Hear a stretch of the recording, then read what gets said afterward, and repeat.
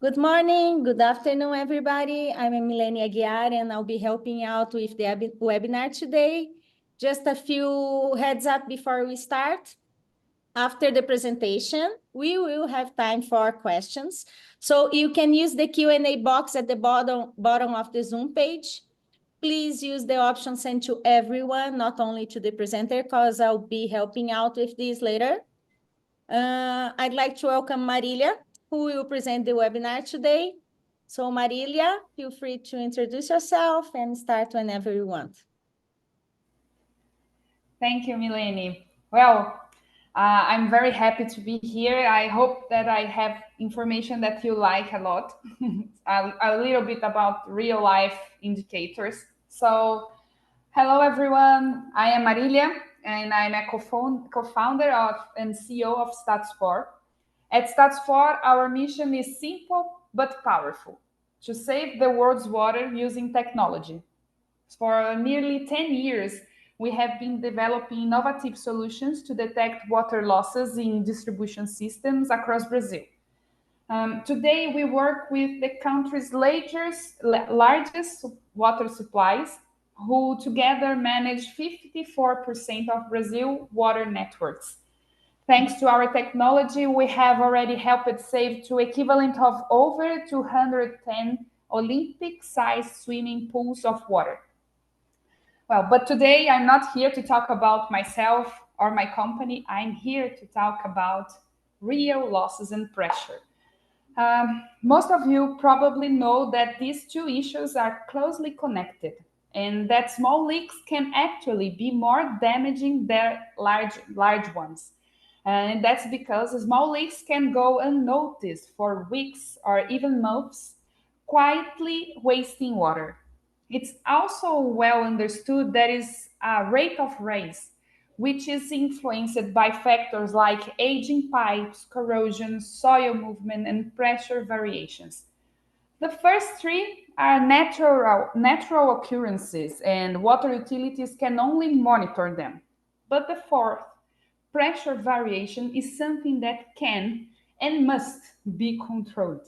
In fact, it's essential that utilities not only monitor pressure, but also actively manage it 24/7 to prevent water loss. Well, in the EWA has a well-known framework called the action axis, with which outlines the key steps water utilities should take to control water losses.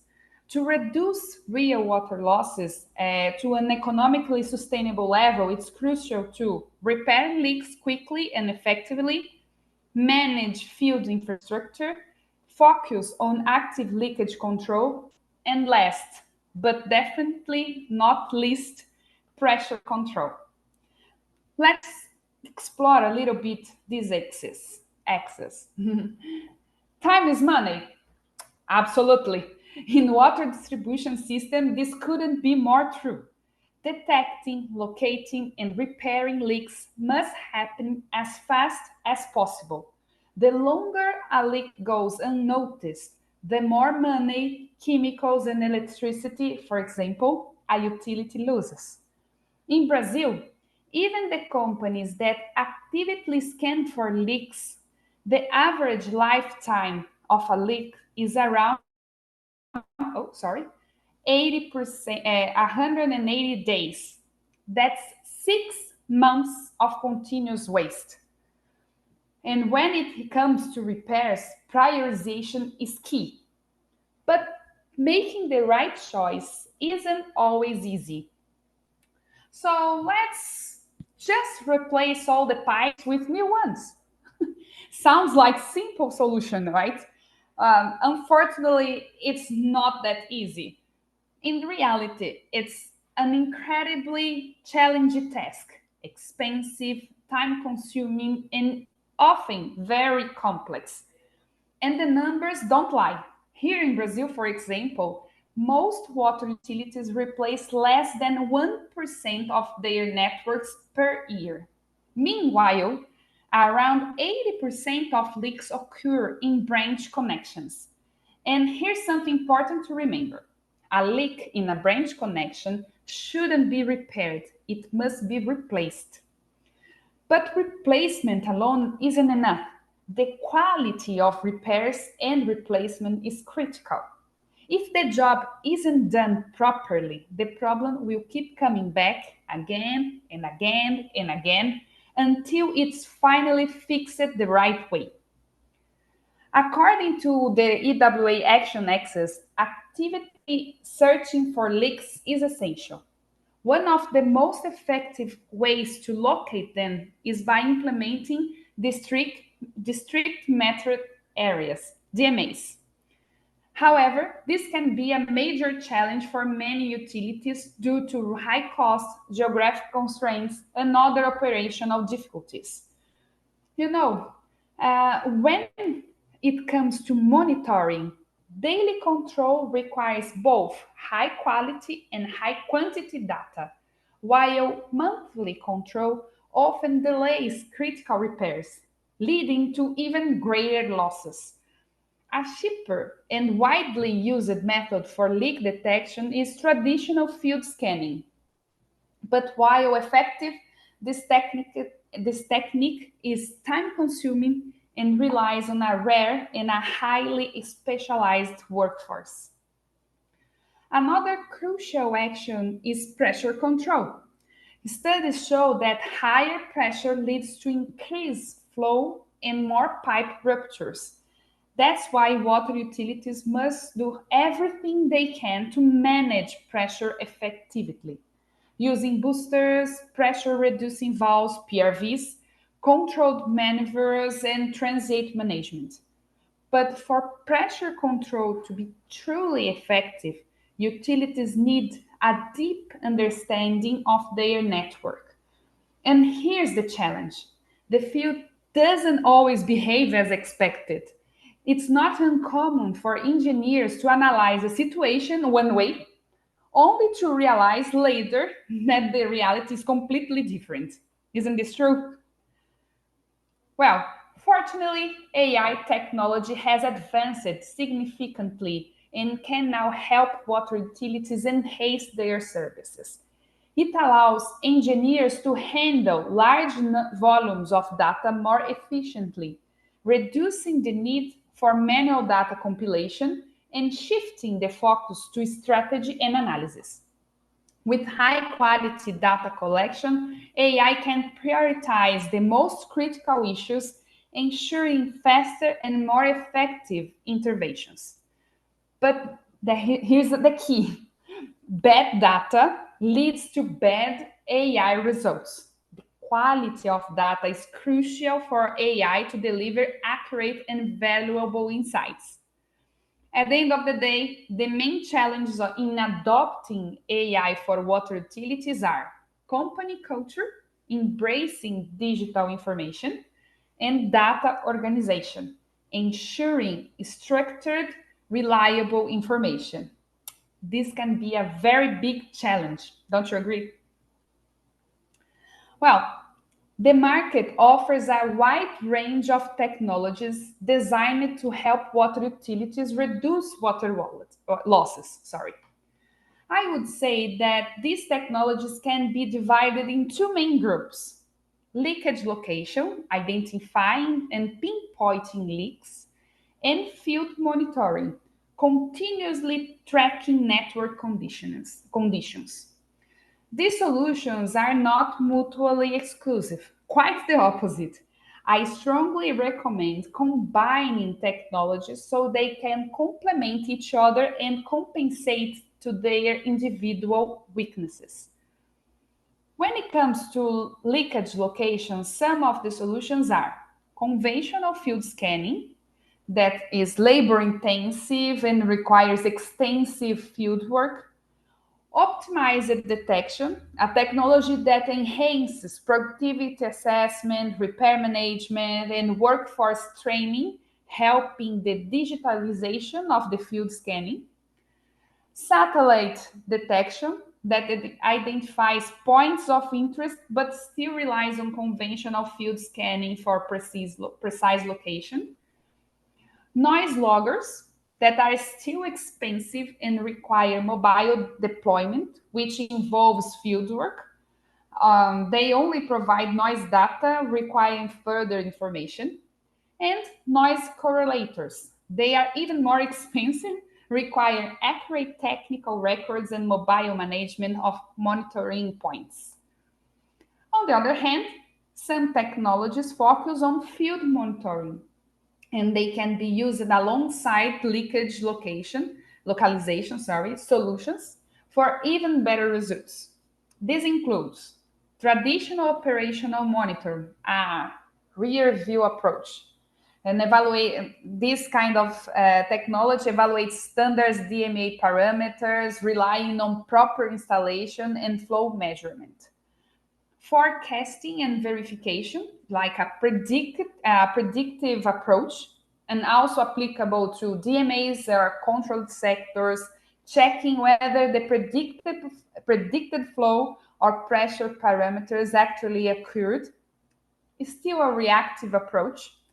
And hydraulic modeling, calibration, and digital twins that enable demand deviation analysis, such as detecting leaks, but require a well calibrated hydraulic model. But what if? What if we could deploy a network of pressure sensors across the field, using them to illuminate the system? What would be able to see? What would we be able to see? One thing is certain. With more pressure sensor, hydraulic motor calibration would improve significantly. Don't you agree? And there is more. Unlike noise signals, which only indicate the presence of a leak, pressure data provides a wealth of insights. In the next slides, I will show you some real examples of what we can uncover. Okay, but first of all, to start this study, pressure sensor installation must be simple and cost effective. From our experience, we have found that the cost of pressure data is significantly lower than flow data. For the case studies I will present, we used the pressure sensor shown in this photo. As you can see, it has a simple installation with an average installation time of just 15 minutes. Well, let's go. The first example is the obvious one, leak location. In this first example, I will walk you through a real case of a leakage location. We are looking at a network that spans about 62 kilometers. We installed approximately one sensor per kilometer. First, I invite you to take a look at the minimal nocturnal flow, represented by the red line in this graph below. Do you notice anything unusual? It looks fine, right? The line seems to stay roughly the same level throughout, doesn't it? Well, now let's focus on the pressure data, just the data itself. Each line is in this graph represents the pressure reading from each one of the sensors, okay? Anything strange? Well, honestly, I don't see anything that immediately stands out as a potential issue. But when we turn to the hydraulic load, wow, take a look at the purple line. Doesn't it seem disconnected from the others? In this graph, just like the previous one, each line represents a sensor, okay? If everything were fine in this area, all the lines should be clustered together. Ideally, the hydraulic load in a perfect zone would be the same across all sensors, right? But that's not the case here.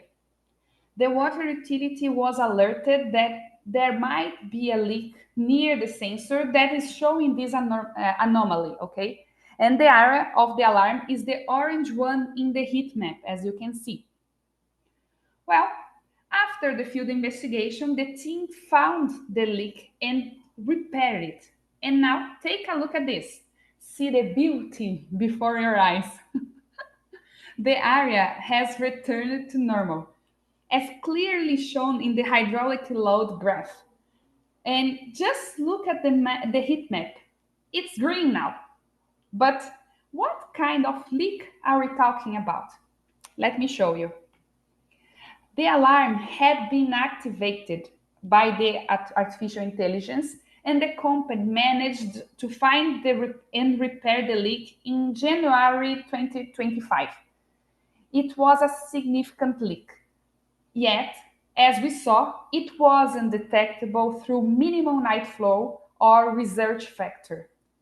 Detecting it required a field scan, which under normal conditions, here in Brazil would take an average of 180 days. However, the company only needed to scan 1.5% of the area and was able to save approximately $11,613. Well, the next example is about minimum flow. In this example, you can see that the area was stable until September 27th. Looking at the minimum light flow graph down on the chart, the red line remains flat, indicating no incidents, okay? Well, but then on September 29th, a leakage occurred. Let's start analyzing by minimum night flow graph, okay? The one in the bottom of the chart. In this case, the leakage caused a noticeable change. The line is now higher than in previous days. If the water utility were only monitoring the minimum night flow, they would quickly detect that a leakage had started. However, how they locate it? The only option would be to scan the entire area. This one is approximately 177 kilometers. It's even a DMA, okay? It's a pressure zone, requiring extensive field work by pinpointing the problem.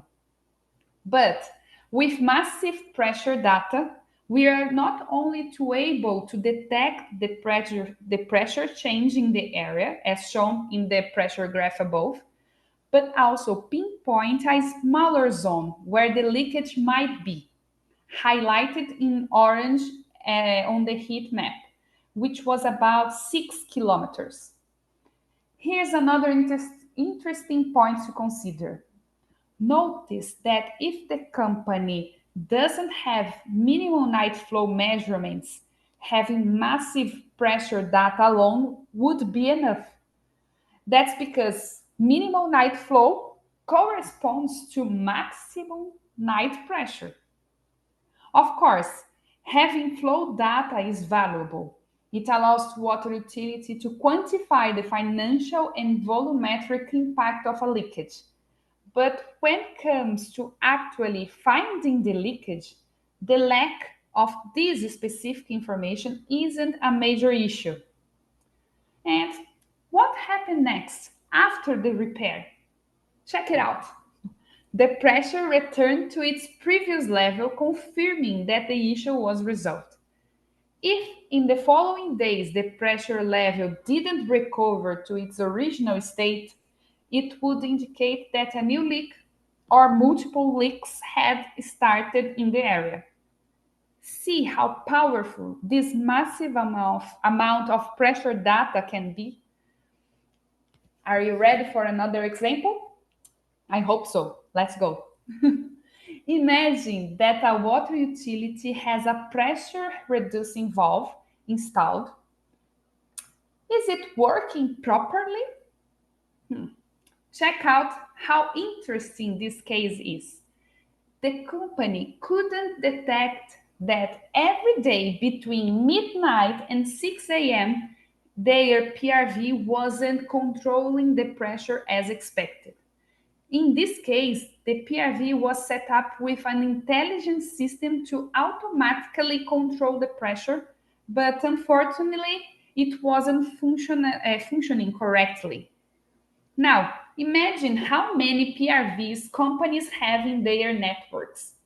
It's no surprise that the team couldn't analyze each one and spot this kind of issue, especially if the PRV is equipped with an automatic control system. Most teams are overwhelmed with many tasks, and these types of analysis can easily be overlooked. I really like this example. Check it out. The company had an area under control.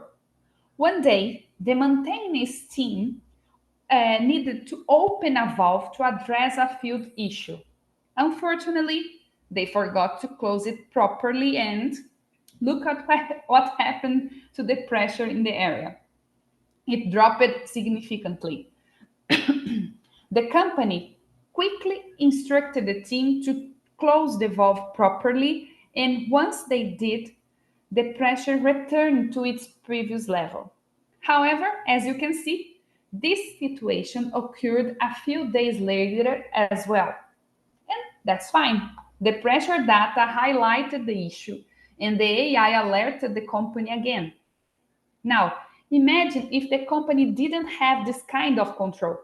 The sector could have gone unmixed for days, or even worse, weeks, months, before anyone noticed this issue. Well, and what about fraud? You might be wondering. Take a look at this graph. Notice how the hydraulic load was gradually decreasing day by day. The AI system flagged this anomaly, alerting the water utility that something was wrong in the area. The team went to the field and, yes, they found it, an illegal connection. And now look at the hydraulic load after the issue was resolved. It returned to its previous level. Beautiful, isn't it? Yeah. You know, sometimes I see our engineers here at Stats4 and they look like kids in the candy store. One of our latest studies using real client data involves sectorizing an area based solely on pressure sensor data. No prior technical records needed. Well, first, each dot in this image represents a pressure device installed in the field. Can you notice the different colors in the spots? The spots indicate different sectors. Using the water utility registers, the area has 1, 2, 3, 8 distinct sectors, okay?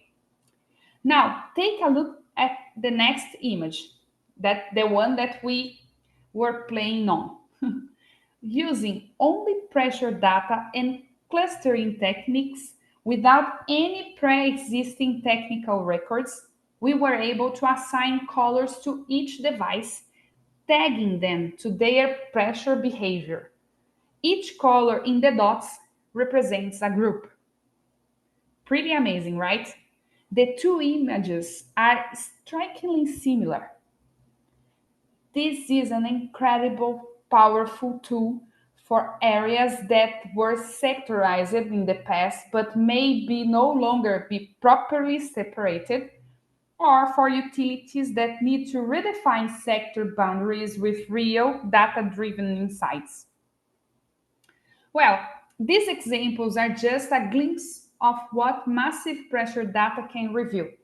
But there's much more. By analyzing this data, water utilities can gain additional valuable insights such as accurate detection of intermittency, identifying areas where water supply is not continuous, recognition of repressed demand, detecting significant pressure drops during peak consumption periods, followed by a slow recovery, which indicates areas where demand is exceeding supply capacity, and calculation of the true average pressure and mean supply time, a critical parameter for water balance analysis and assessing unavoidable water losses. And these are just a few examples. The more data we collect and analyze, the deeper our understanding of network behavior becomes. To finish our talk, we are going to prepare a special recipe, okay? The recipe is water loss control beyond leak detection. First, take all high precision pressure sensor per kilometer, or one high precision sensor per kilometer of pipeline, and carefully install it in the field. This will be our base ingredient. Without it, no, the magic won't happen. Next, add a generous scope of artificial intelligence. This is a secret sauce. It will process all the data and reveal patterns we wouldn't see otherwise. Now, for that extra touch, sprinkle in a pinch of skilled engineers to make sure everything is running smoothly. Remember, the right amount of expertise makes all the difference. Finally, season with field data to taste. The more, the better. Let everything blend together, and before you know it, you have a rich, insightful system that helps detect leaks and optimize operations. And here's a pro tip. Pair it with a proactive maintenance strategy for a truly chef's kiss performance. And bon appetit. Or should I say, happy water saving. Thank you very much. Hi, Marilia. Great presentation. Thank you for that. We had some questions in the Q&A box here. Some of them were answered already, but let's tell them to everybody. And a lot of, hi, I'm from here. Let me just... One of them is a question that Alan White, she wrote here, and that's great because I think many people can have the same question later. So I love that, Alan. Sorry, I lost my brain. No, Alan, never. You never lose your brain. But the difference between pressure and carga hidráulica and head pressure. So we already answered that in the Q&A box. So hydraulic head is the pressure plus the ground elevation. So that's fine. Frederico is asking what's the software? What's the name of the software, artificial intelligence software? Okay, the name of the software is ADA system. ADA. ADA, yes. And is this from status 4 or is it it's on status 4? Yes, it is from status 4, yes. I know some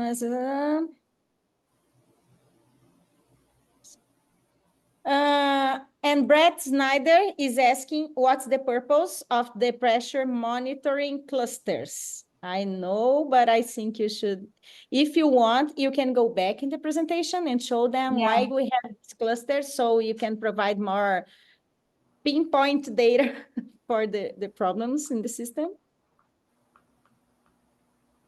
This one, right?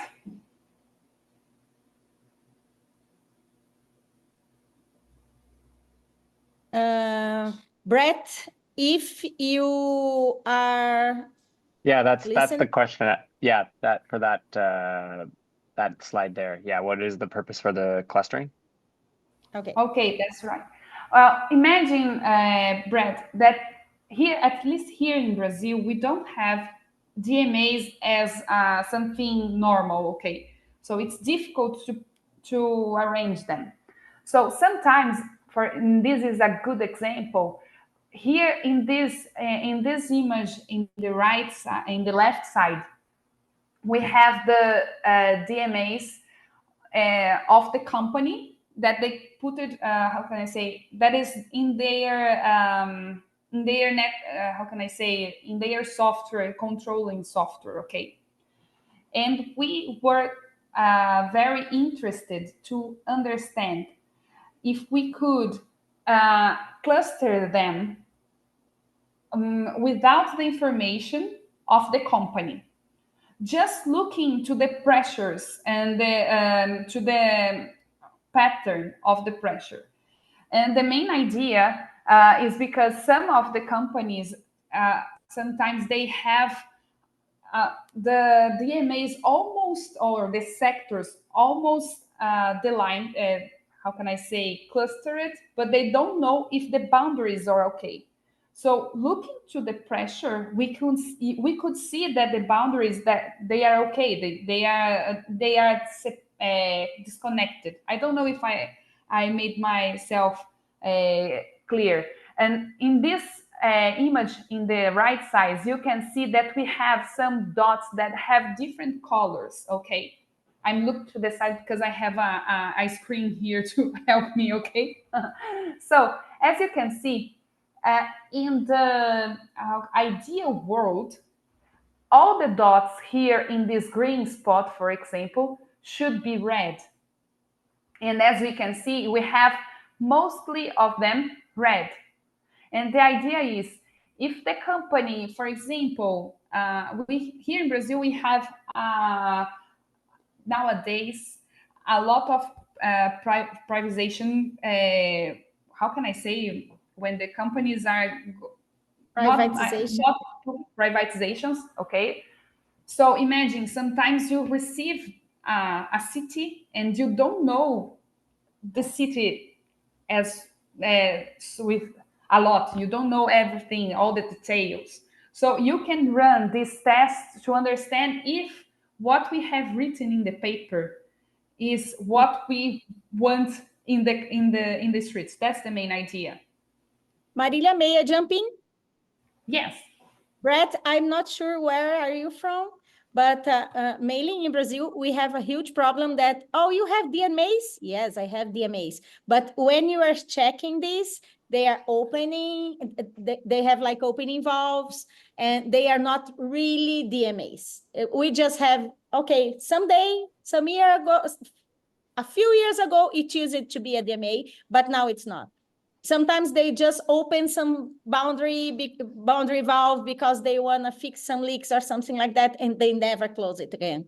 So she's showing that using these colors, you can see, oh, something is strange because it should be all in the same color here, and it's not. So probably it's open, or you have a huge problem around here. So that's why. Hope it answered you. Yeah, that makes way more sense. So basically just checking to see if the DMA is actually fully disconnected from the other sections, or at least pressure wise. Okay, yeah, that makes sense to me. So, but then my just quick second follow-up question is, then do you have like a kind of limit or something that you look at, seeing like, okay, on the right, maybe there is too much of a variation in the clustering for some sections that maybe you would like, is there a limit, or you're saying like, oh, it's pretty close, you just kind of look at it?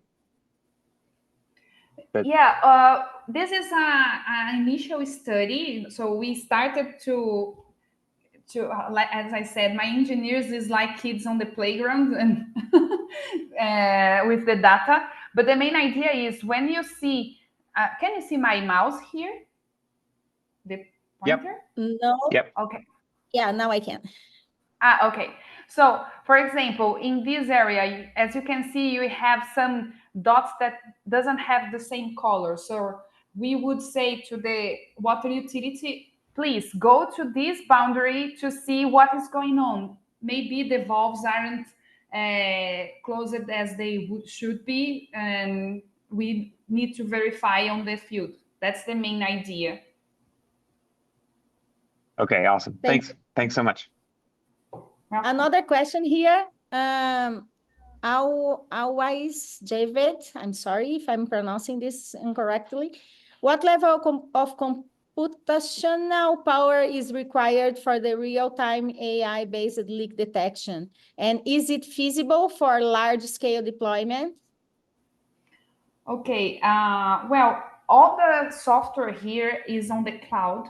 So our clients doesn't have to be worried about this kind of issue, because the main idea is you have a browser and you are going to go to the browser and see the information. I don't know if I understood the question properly. And the main idea of the AI is once you have all the devices connected and the AI starts to run, you can see all the alarms. So as the artificial intelligence start to understand what's going on the field and start to understand that we have some strange things happening, they are going to alarm you and inform you have to go. And we have that heat map to help water utilities deep understand where they have to go and to find out, to look out what is going on. I do have a question. I didn't wrote it here, and it's something that I asked you before, first time I see it, and I'm gonna ask you again so everybody can listen. Okay, when I first saw your system, I just said, "Oh, that's great." And as soon as the system is okay, and I say, "Oh, it's in control," I can use these sensors in another place. Is that correct? Well, no. We used to say that I don't know. We have a law here in Brazil. We always say that is Murphy's law. Do you know Murphy's law? Have you ever heard about it? Okay, All of them, yeah. so in the next day that you put out the last device, you are going to have a leakage in this area, and you are going to be all over again to scan all the field and etc. So the main idea is let's find out where the areas that are more how can I say ill, they have more problems, that are where we have more leakage or potential leakage. We start with them.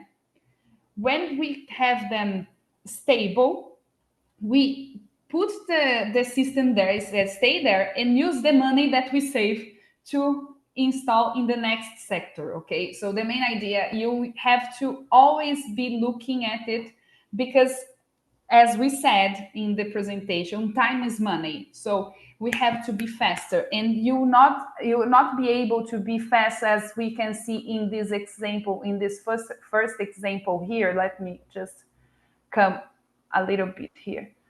For example, the second example, that we had a huge problem in the area, and the company in 3 days, just 3 days, they find out what is going on.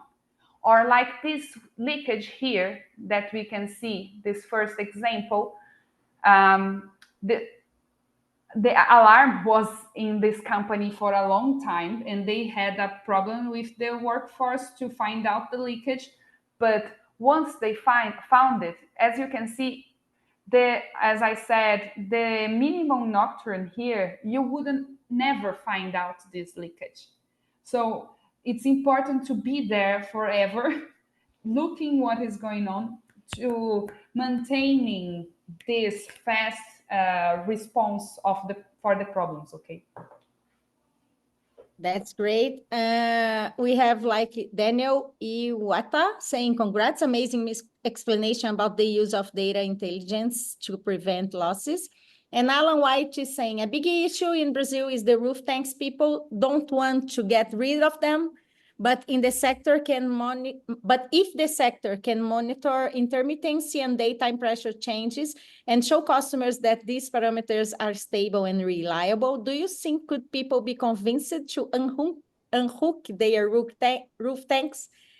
Alan, I have to tell you, the water company doesn't want them to unhook their roof tanks, because it's something that allows the company to work in the system without a lot of people shouting, "Oh, I don't have water today," and something like that.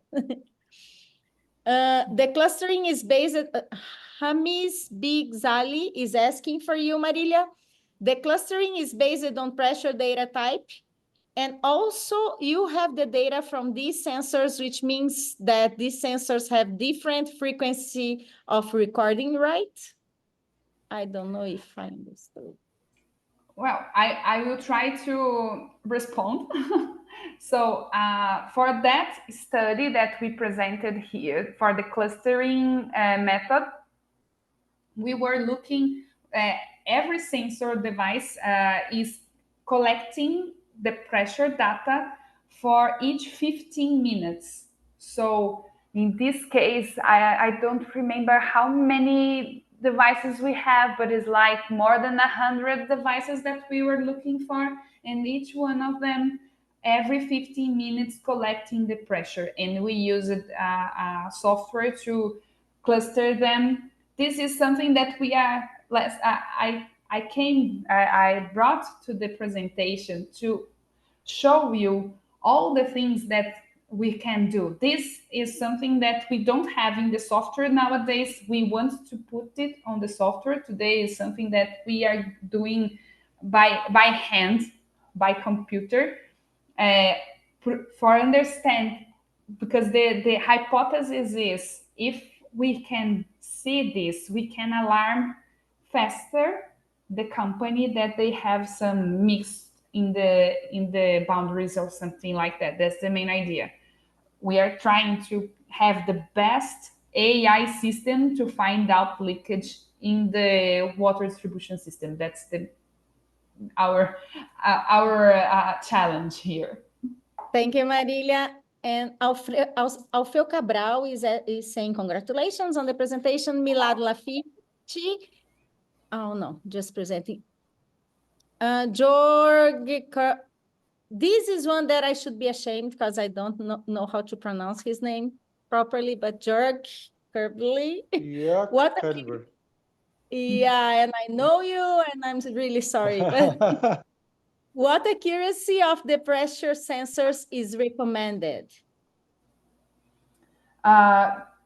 You say the accuracy, like how good they are, like this? No, what is the resolution? Yeah, you said that it's recommended to use high quality pressure sensors who are very accurate. So the question, are we measuring in centimeters of or millibars or whatever? Okay. Well, you know, I will tell you a secret for I am not an engineer, and I will be an engineer someday because of I'm studying a lot with my colleagues here in Status 4. So I know we use a sensor in DMA, okay, meters of water. And this sensor has one DMA above or down of, how can I say, precision. Mais metro, Marilia. Precision, yes. Yeah, it's meters. It's not 0.1 meter, just 1 meter jerk. Just meters. So this is quite cheap pressure sensors. Yeah, yes. And that's and has to be. And so that's something that's that fair I enough. would. Yeah, and I'm going. Yes. She's gonna tell this in the next question here. How can we financially justify having a pressure sensor per kilometer? Do you have analysis for this? And that's something related to my question also, Marilia, that, it doesn't make any sense because it will cost more to get people over there and take from here and put in here. So how can we financially justify having a pressure sensor per kilometer? Just ask them. Just answer them. Using a pressure sensor that isn't the ones that we have in the market, like that costs a lot. So it has to be very cheap to the project stands out. So we have, that's why we developed it here in Status 4, the one that I showed you. The main idea is not to talk about Status 4, but the techniques that we are showing, that we are using. But this pressure sensor, we have, how can I say, developed that to be the cheaper as we can have. That's why, and when you see about, and when we are watching about analysis of pressure in the water distribution system, it doesn't have to be very precise, because we are not working with the in the supervisory or something like that. We are not using it for crucial crucial activities. For example, something that if you have a problem, you have to stop all the system and look what is going on. The main idea is to find out the leakage that's already there. So it has to be very cheap. And here in Status, we have, when we are working with the companies, we deliver the devices on loan, or we sell it for a very cheap price, and we just charging the AI. So to the project be, how can I say, that the project can be used. Affordable. Affordable, yes, thank you. What are the, Gilberto Souza Gonçalves is asking, what are the obstacles that the system has been found on water companies in order to implement this AI tool in leak detection? Culture, not sectorized distribution areas. What's the real challenge or the biggest challenge? We have a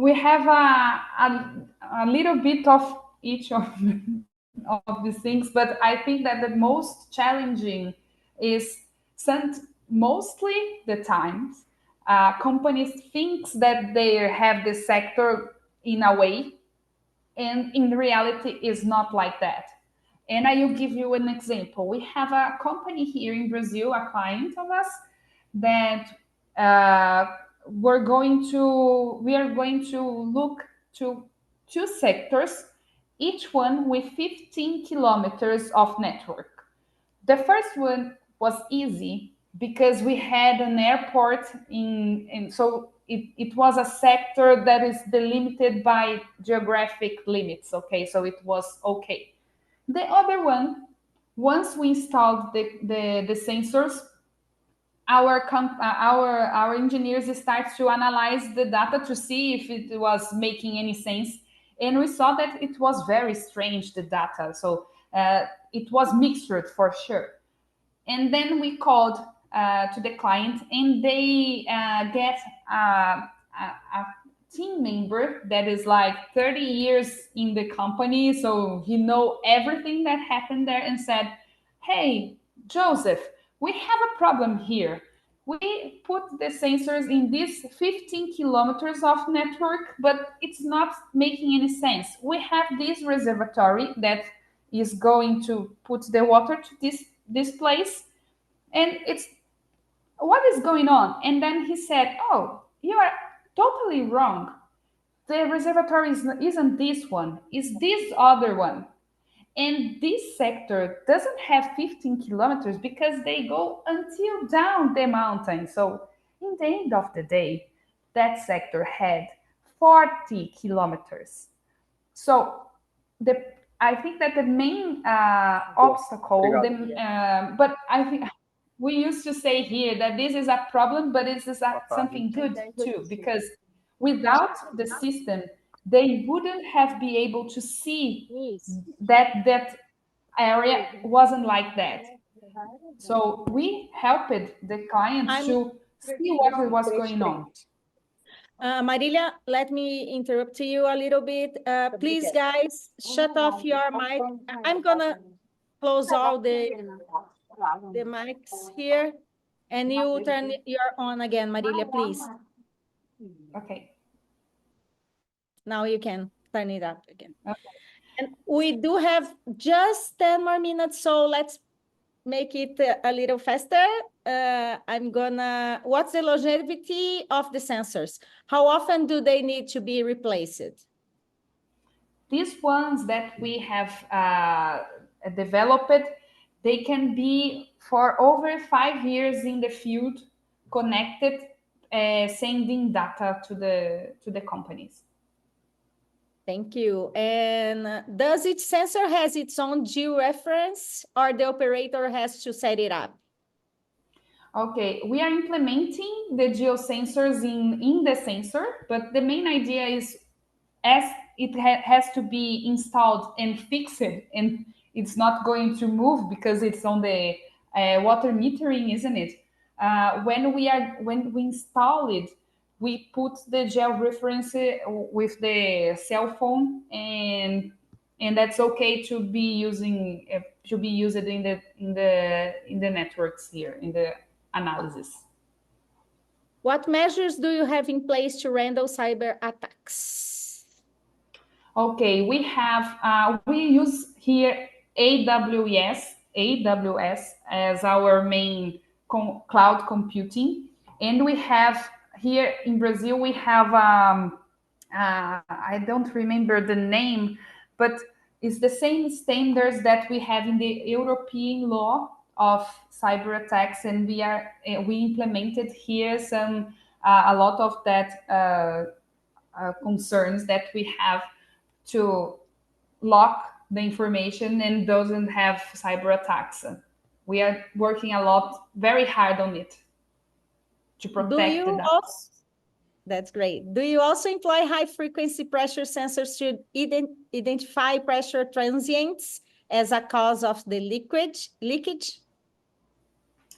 I have to ask my engineers to answer this question.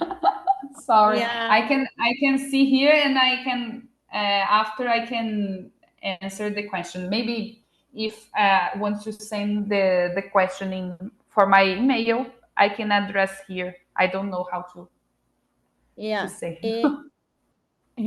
It's not the main focus for your work here. So you're just identifying like the pressures in the system, not really great presentation. Could the coverage density of the pressure sensors be optimized further? And can the AI software assist with this? Can the AI software, sorry? Yeah, if the coverage or density of the pressure sensors be optimized further, instead of having one of each kilometer, you have less than that, and the AI software can assist with this? Yes, it can, but the heat map will be larger, okay? So in the examples that I gave, we were talking about pressure zone of 117 kilometers, and the software said, okay, in these 6 kilometers we have a problem. So in order to have this kind of range of kilometers, we have to have a lot of pressure sensors, okay? If you have less pressure sensors, maybe it's not 6 kilometers, it could be 21, 30 kilometers or something like that. That's great. Alan is saying installing the pressure sensor in the cavalete meter box can also allow you to stop many leaks there. Any comments? Yes, our engineers are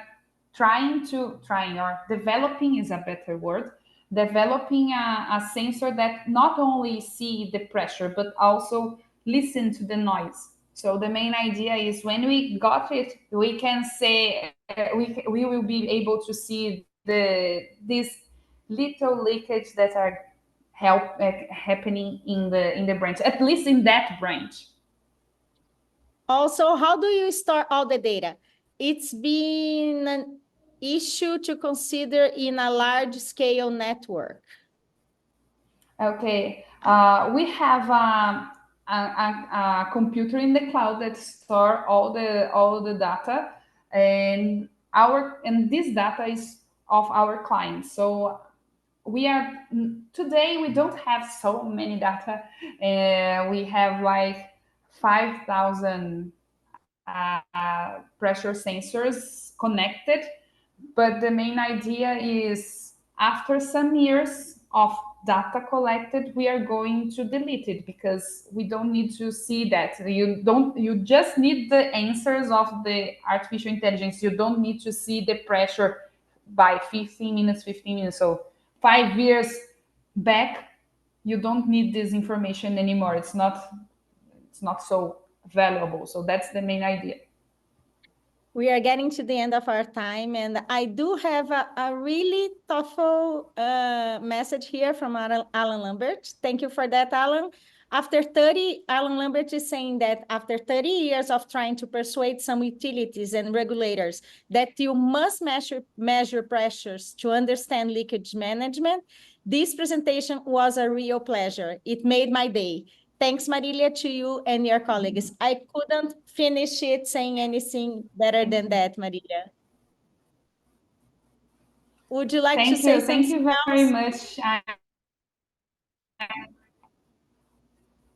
I am very flattered that I have people here in this class that I admire a lot, and I have the pleasure to meet Alan White in San Sebastian, and I want to have the pleasure to see him at many other events that we are going to go, and I'm very happy to be here.